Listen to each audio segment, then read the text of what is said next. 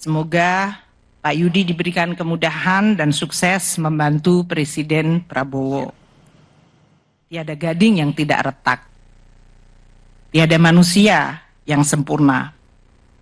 Pasti dalam menjalankan amanah ada kekurangan, ada kehilafan.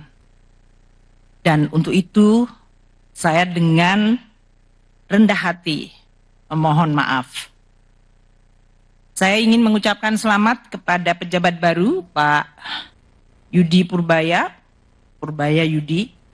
Selamat mengemban amanat dan tanggung jawab yang sangat penting, yaitu mengelola dan menjaga keuangan negara dan memimpin Kementerian Keuangan. Semoga Pak Yudi diberikan kemudahan dan sukses membantu Presiden Prabowo.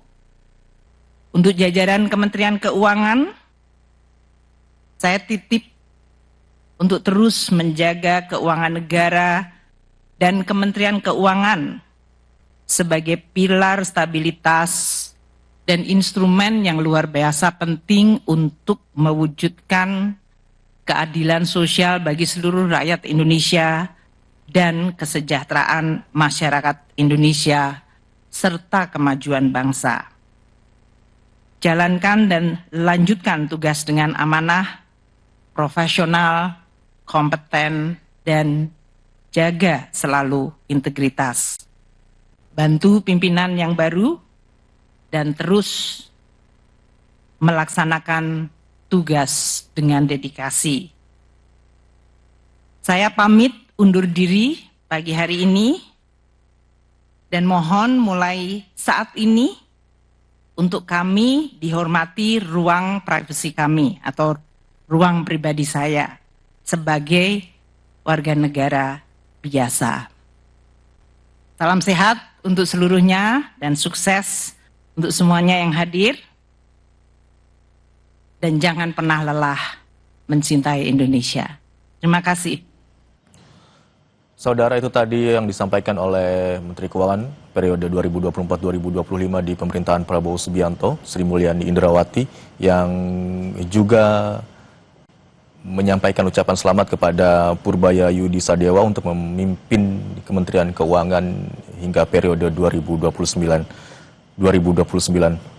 Tadi sebelumnya juga ada pernyataan dari Purbaya Yudi Sadewa selaku Menteri Keuangan periode 2025-2029 yang menyatakan bahwa momen kali ini merupakan momen yang penuh makna karena menandai babak baru dalam hal pengabdian di Kementerian Keuangan.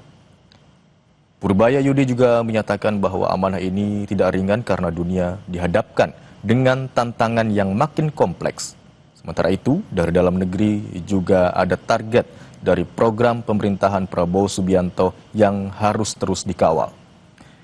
Ia juga akan terus berupaya agar kebijakan fiskal tetap berperan sebagai instrumen yang kuat untuk pertumbuhan ekonomi. Purbaya Yudi juga menyampaikan rasa hormat setinggi-tingginya kepada Sri Mulyani karena dianggap atau dinilai telah berhasil mengawal program pemerintah dengan sangat baik.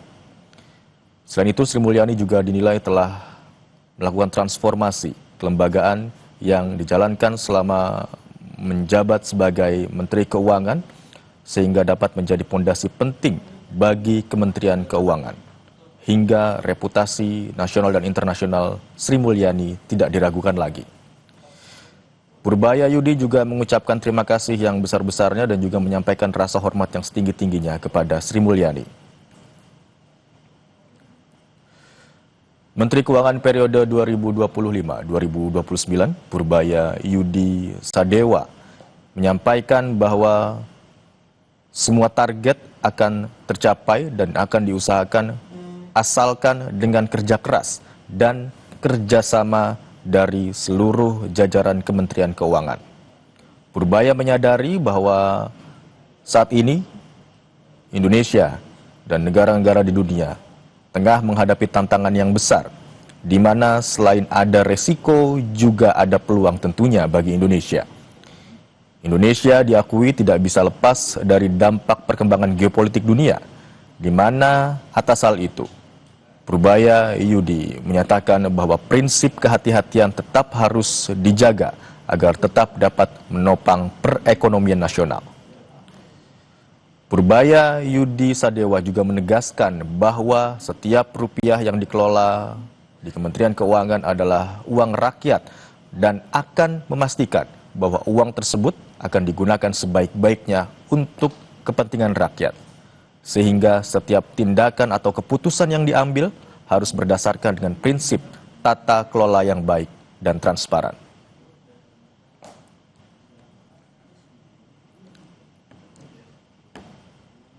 Purbaya Yudi Sadewa, Menteri Keuangan yang menggantikan Sri Mulyani untuk menjabat di periode 2025-2029. Sebelumnya pernah menempati sejumlah jabatan, diantaranya sebagai ekonom senior Dana Reksa di periode tahun 2000 hingga 2005, kemudian di tahun 2006 hingga tahun 2008 menjabat sebagai Direktur Utama Dana Reksa Securities. Selanjutnya di tahun 2010 hingga 2014 menjabat sebagai staf khusus Menko Perekonomian. Dilanjutkan dengan menjabat sebagai Deputi Koordinasi Kemenko Marves di tahun 2018 hingga tahun 2020 dan menjabat sebagai Ketua Dewan Komisioner LPS sejak tahun 2020 hingga 8 September 2025.